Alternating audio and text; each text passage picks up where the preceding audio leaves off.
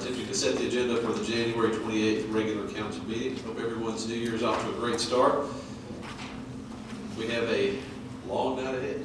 We've got a lot to deal with, both in the, not so much in the agenda session, but most certainly in the regular council meeting. Janet, if we can have the roll call, please. Mayor Lambert. Here. Vice Mayor Graff. Here. Councilmember Cagle. Here. Councilmember Manning. Here. Councilmember Sewell. Here. Interim City Manager Williams. Here. City Attorney Norton. Here. And unless there are objections, I would like to ask Jason Martin to come first and present the audit for this past year. If Jason can come forward. The copy's been distributed to everyone up here. I will turn it over to you, sir. It's always good to see you. Thanks. First off, I just want to say thank you guys for allowing us to perform the audit for this past fiscal year. And so I do want to hit a few highlights for you all, but really the financial picture of East Ridge for the year ended June 30th, 2015. So to do that, I want to direct your attention to pages 12 and 13. Jason, I'm having hearing problems. Okay. Can I get you to speak up a little bit more? Is it on? Yes, sir. All right. A little closer. Now, the most important thing in our audit is these financials. Jason, I apologize. Is it possible to adjust the volume on his mic? Okay. If it is possible, that would be wonderful. If not, certainly we understand. Goes into there. What's that? Yeah. Gotcha. Yes. I can yell. I have kids, so I can yell. Make sure you're I'm pumping used it to into that. there. But the most important thing in the audit is our opinion on the financial statements. And these numbers aren't ours. We audit them to make sure that they're accurate and correct. And so you all did receive we call it an unqualified opinion, which is a good opinion, an unmodified opinion. So to us, the financial statements that we received from your team internally, they were materially correct. We didn't have any material or huge adjustments to the numbers at year end. Now, pages 12 and 13 will give you an idea by fund how you all operated this year. This is your balance sheet, so it lists all your assets and liabilities for the city on the fund level. And if you look on page 12, I want to direct your attention to your general fund, which is the fund. This is how you guys operate out of your general fund. And so your general fund, your cash position at the end of the year was right at $3.2 million for your general fund up there on page 12. And so you had some receivables there from property taxes. So your total assets in your general fund is $9.9 million. And your total liabilities and some deferred items, liabilities, they were around $5.8 million for the year. So, we're all familiar with fund balance. So really that's your reserve for the city. That was at $4.2 million for the fiscal year ending. Now you have a bond fund that's there in the second column, and your industrial development fund, that's presented here, your industrial development board. The city supports, it's really joined with the city. So that's presented in these financial statements as well, the industrial development board. And then you have a capital projects fund there. So overall, your total assets for the year was right at $15 million for the year. And your total liabilities and deferred items was right at $7.2 million. So your ending fund balance for the year was $8.9 million. And so that's just your balance sheet at that particular point in time, at June 30th. Now, if you flip the page over to pages 15 and 16, that's how you all operated this year, and that's going to tell your revenues and your expenditures for the year, and that's going to show a net income and net loss number for the total year. So once again, let's take a look at your general fund. And so if you look on page 15, property taxes, or taxes overall, not just property taxes, but all your taxes, you collected right at $8 million for the past year. And so if you go down, your total number there is $11.3 million. That's everything that you brought in, all your resources that you brought in for the year. Total expenditures for the year was $9.5 million. So that was a gain of $1.8 million for the year. But if you add in the transfers out, the city transferred out $3.5 million to the Industrial Development Board Fund. And so you took on some debt as well, so you had a loss of $1.1 million in your general fund this past year. And the big ticket item was you transfer out to that Industrial Development Board Fund, and that money went over to Exit One LLC for the Board of Region project. So that's the incentive. Right, that was the incentive money. Agreed to pay. Right. Which I think all of us were aware that we would run into that situation. Exactly. Right. Another key thing that happened, if you look at your capital projects fund for the year, you know, that fund is really set up like a reserve. You all fund money, you all send resources over to that fund to pay for capital projects along the way for the city. And that's the way kind of designed to, you can have all your capital projects there. And so you won't have to go out and borrow debt per se for in-house capital projects. But this year you did borrow right at $3 million in debt for the Exit One project and other projects. That was bond money that you all borrowed. So you paid off some existing debt, TML debt, and you borrowed some funds to replenish that. But the net numbers there is right at $3 million for the year. So overall, if you take all the funds together, because you borrowed the debt and everything, your total net income for the city was $520,000, but that does include debt proceeds. That's part of your income base. Some key items while we're talking about that. I turn your attention to page 28. And page 28 shows your change in debt. And so you started the year with about $5.3 million in debt. You added right at $5 million in debt, and that was the TML line, the TML note, and also your bond proceeds. And you retired $2.9 million in debt. So that left a balance at year end of $7.3 million in debt. So your debt grew primarily for that bond money that you all took in. And so really what I tell all governments is that you all have a fairly decent fund balance. So the goal is to keep that fund balance as healthy as possible, to watch your debt load, right? And to make sure the city remains in a solid position. So I guess moving forward, the Board of Region project and other projects that you all may undergo, I guess the main concern is going to be how do you fund those projects? I know you all have a road that you're looking at funding, so that's a point that I think needs some fairly decent consideration, because you don't want to take on too much debt, but you don't want to spend out your cash either. So it's a balance there that you all have to pay attention to. So any questions for me for the past fiscal year? How far did we come in the red, Charles? Well, overall, including the proceeds from your bond debt, you increased $520,000. But I was focused on that general fund because you brought in some bonded debt, but you paid out some bonded debt. So total overall, you increased $520,000.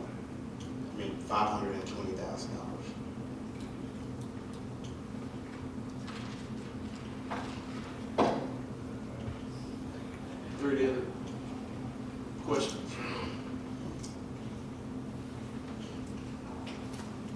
Jackie, who? Thank you. If there are no other questions, thank you, Jason. All right, thanks. Appreciate it. Thank you. Yes, appreciate your good work. Thank you.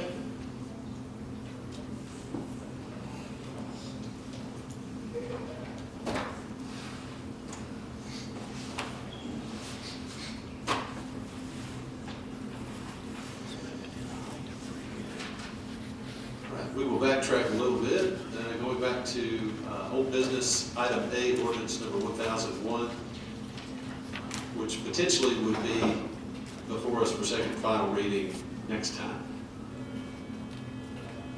Are there any questions, comments, concerns?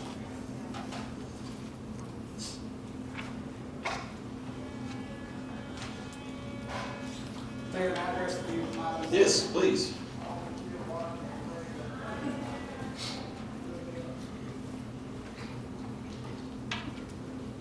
Obviously, discussion of the sign ordinance is nothing new. Something we've been working on for quite some time now. There's several areas, I say several, there's a few areas that becomes a concern. LEDs, pops up continuously. After looking at other jurisdictions and some things that's going on, we feel like we need to gather more research on that, so that's been pulled completely. So right now, there's not an LED portion on here moving forward. That can change later, but as of right now, the draft that you've been given, that's been pulled. The only other change that's still on there is the use on review for billboards and off-premises signs. If that needs to change, then that can change between first and second, if that's what you guys are looking for. Mr. Mayor, any comment? Yes, sir. The LEDs, if someone came to us today and wanted to install an LED sign, is that going to be a use on review as well? Or are they automatically going to be granted permission to install one? They will not be granted permission to install one until provisions are put into place. If provisions aren't put into place to set the parameters around the LED signage, then you won't be able to install one. The ones that you have currently will be the only ones that exist. If we don't have something addressing the LED signs in place, how can we prohibit them? If it's not referenced in the ordinance prohibiting them, how can we? Well, we can do that. The reason why it was left open, basically, because so you won't have a provision in there that tells you that you can't do LED signs, that you can do LED signs, because we have to look at what the document says. If it doesn't say, then it doesn't, you can't do it. Does that make sense? No. All right, so if somebody comes in to do, let's use billboards. If I come to you tomorrow morning and I want to put up an LED sign, what is your response going to be? Tomorrow morning, I'll tell you you can. That's what I'm asking. So, The way that we've, after working with Hal and Alex, looking through this ordinance, there should be a prohibition put in there if that's what the direction you guys want to go. Managing an LED sign ordinance at this point with the staff that we have becomes difficult. You've heard everybody talk about, the dimmers and everything that's going on. Every single jurisdiction, it seems like, is doing this different. You have some that has little regulation. You have Chattanooga, who's has some regulation. They don't allow, flashing signs. They make it stand still for a certain amount of time. And they also make whoever is purchasing these signs sign an agreement on the signage, that it'll dim, that they can't alter it, so on and so forth. And then you have a complete prohibition where other jurisdictions do not allow them at all. It needs to be addressed, whatever council's preference is, one way or another. It needs to either say no LED signs, period, or LED signs of the following conditions. well, that's what I'm getting at. It needs to be addressed. It needs to be in the ordinance. But I think what Kenny's saying is, we need some guidance about how you want to go. Whether we want to exclude those, or whether we want to exclude them as relates to a specific brightness, or size, or anything like that. Well, the He's right, all these things are issue all- that we're having is as developers, as things continue to develop, we're missing the new sign portion to be current. So you can build a new building and then you can put a sign that you could put 10 years ago. So it won't match your building facade unless they just decide to do that. So we need some movement on this and we can address the signs, but we're trying to get caught up because we're a few months behind on moving forward with updating our sign ordinance in general. I think it was the contemplation to get some input from the council between the first and second readings, and we can certainly go back and amend the ordinance for the final adoption on second reading. in 2 weeks. Right, it needs to be addressed, it needs to be, Well, let's talk about it right here, right now. I mean, as far as the LEDs are concerned, you know, what's the will of the council? Me personally, I have some concerns with the LED signs, simply due to the, to the quote-unquote light pollution.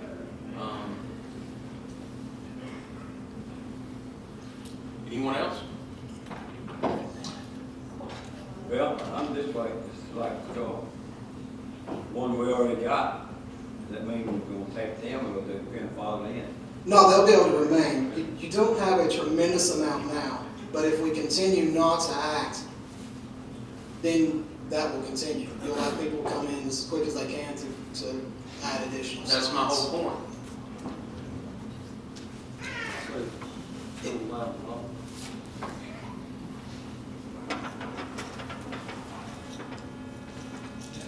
Just seems to me like you'd be putting us back in the 1950s. Yeah. We're not paying today. We eliminated the lights. And I think we're all out now, so. There's some equipment that's needed to monitor the light that's transmitted off of these. We don't have that equipment at this moment. We don't have the manpower to do,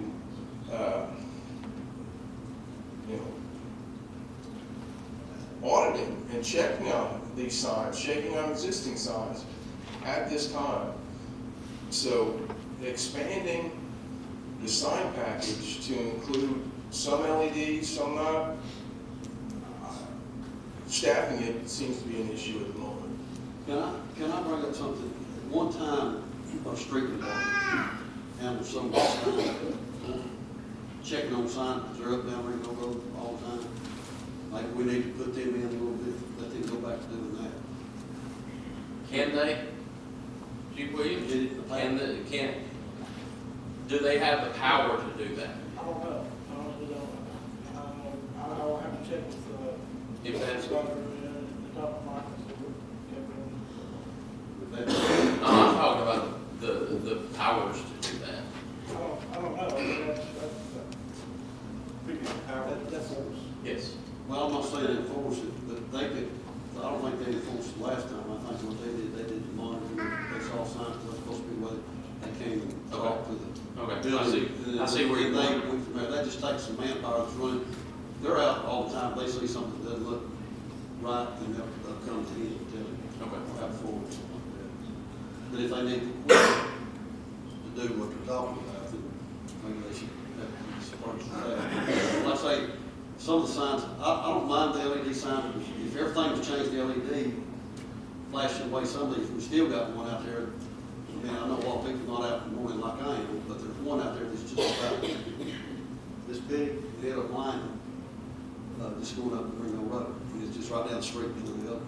I think the LEDs cause too much concern. When you're driving down the road, they take your eyes off the road to begin with, because they are so bright. It's in daytime or nighttime, you dim them or whatever. That's the reason we've had some issues with some different intersections. Spring Creek was one of them. Bright LED was like, it was a safety hazard with emergency vehicles coming to the intersection. It was blinding us when we looked to the left, so we couldn't see traffic that was approaching. So, there's a lot of safety concerns with it, especially them being on Ringo Road. Low signage. Low signage is the worst. Most of these businesses are putting them in their glass frontage, and it's so low that it is obstructing the view, and it's causing issues. Well, that's why I think it should be addressed, for those exact reasons. Yeah. Are we using this right here, right now, as a pleading case for item H in our agenda to hire a new personnel for this department? That's what it sounds like. Absolutely not. Absolutely not. That's exactly what it sounds like. to me. Absolutely not, sir. Lack of personnel. Well, we should have been talking about this over here in the agenda, not over here with this. Now, lack of personnel. I don't think It goes hand in hand, but it doesn't have anything inappropriate. directly I to don't think do with there's this right here. I don't think there's anything at all inappropriate about these guys saying they can't do something based on the current personnel the current staffing level. I don't think that's inappropriate at all, and certainly we can talk about it later, but I'm okay with that. If you can't do it, you can't do it. How many people are in code enforcement? There's 2 people out on the street right now that are just building codes, which is Brad and Michael, and that's for everything that has to do In with a the city of 22,000 people, we've got 2 people out on the roads. There's a staffing problem. It's not just in code enforcement. It's not. Having a problem, and It's it's across the whole city. The whole city got that far. So, maybe it's something we need to talk about. I don't think it's necessarily inappropriate that you guys mentioned. I'd like to make a motion to table this, so we can talk about this, what's going on. And It's still on the table. I'm the one that originally tabled it, back in November, and. we can't take action on it one way or the other tonight. I think staff simply wanted some guidance as to what this should say when it comes back to us in 2 weeks. Okay. Let me ask y'all a question. What kind of, you want to get out, what kind of equipment you gotta have to check these signs out? It's just meter based, but our opinion is that we would like to prohibit them moving forward until, I mean, it could take 3 months for us to finish coming up with whatever information to figure out what the best LED scenario is. We don't want to put this into place just with LEDs and then, they come out with new technology, something changes next month.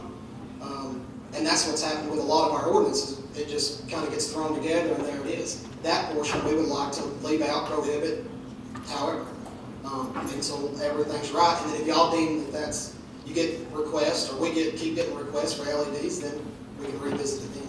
All right. What I asked was, what kind of equipment, if we decide to go with the LED sign, They're light meters. regular light, Illumination. what they use to call it? I have no idea. What it was brought to our attention earlier today that, and this is part of the nuisance issue, all new signs come with the dimming controls. Where it reads it at night, it dims, it's supposed to dim it to 40%. The problem is if you own that sign, you can figure out how to change that yourself, and that's what people do. And that comes from a gentleman that owns a sign company, and that's what he said. So I could go out and check it today, we could check it with the meter, everything's good, and then they decide to change the programming, and then you're back out there, so then that's gonna generate Okay, more issues. I agree on that. All right. Can you not, and I'm not saying do this, I'm just asking a question. Can you not give them and tell them this is what it's got to stay? Can you not give them an order saying that? Being y'all the inspectors? You could. It doesn't mean that they will continue to comply. Well, Declaration of the ordinance, absolutely. but could you not, if they do not, could you not find them? You could cite it. I would Subject find to them. that administrative, similar. Gentlemen, unfortunately, it doesn't sound like you're going to get any guidance tonight. So I think probably the best thing, we will continue forward. We will see this on the regular council agenda in 2 weeks, and we'll talk more about it then. Yes, ma'am. It's on the first reading. Budget, Well, then we can talk more about it at that time. I mean, just for, I think, maybe to help Councilman Manning's question there, I just looked up light meters. There's 2 that are free for your iPhone app, and then there's one that costs $1.99. Light meters. Well, we do not wonder how much it costs. I thought they cost us arm and leg to be able to go. well, whether or not we Yeah. talk about it in depth during the regular council meeting, it is on for first reading.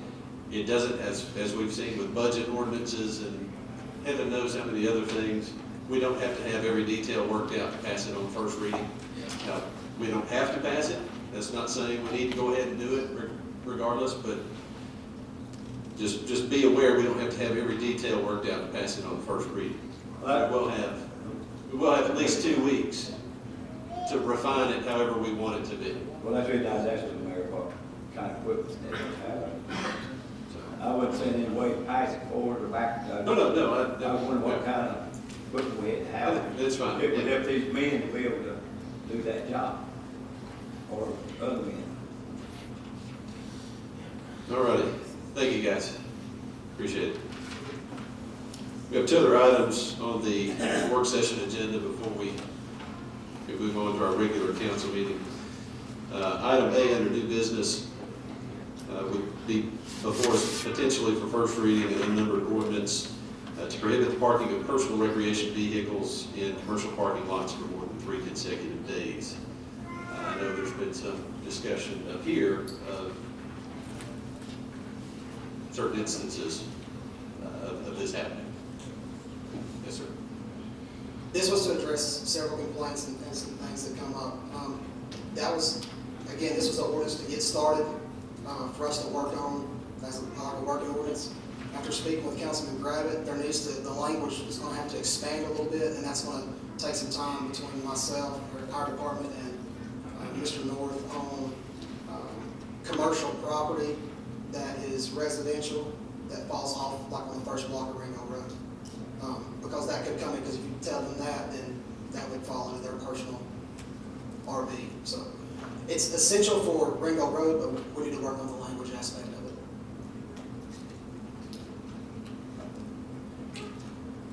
Thank you, sir. Any questions?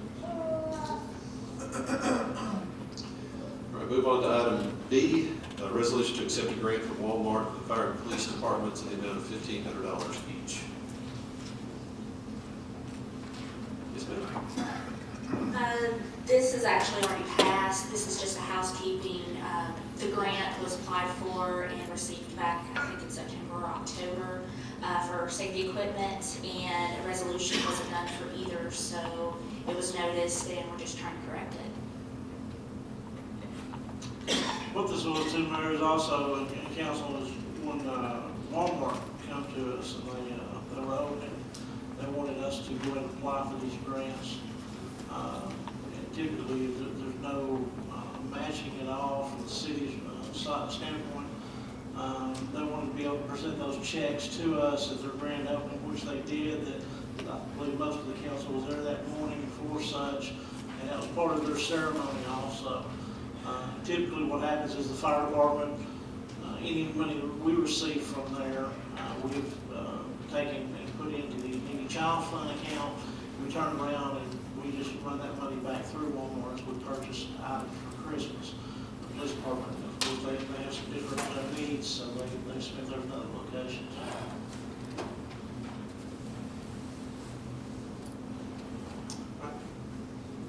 Is there comments or questions? Thank you.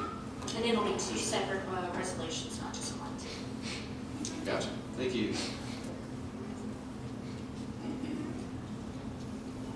I usually go person by person, but I'll just ask the group. Do we have anything else that we want to talk about here? We obviously will have opportunity in the regular council meeting during communication from council members. I heard what you said. Does anyone have anything else for this agenda session? Since I can't hear, I'm not going to open my mouth. Bless his heart. I understand. All right, well, we will bring this agenda work session to a close and transition into our regular council meeting.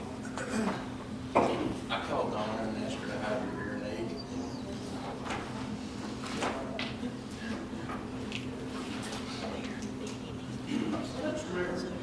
Yes, sir. Excuse myself, council, since I can't hear you, I can't hear him talking.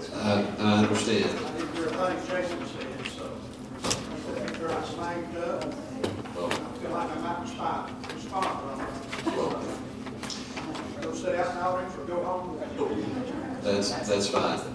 Thank you for making the effort to be here.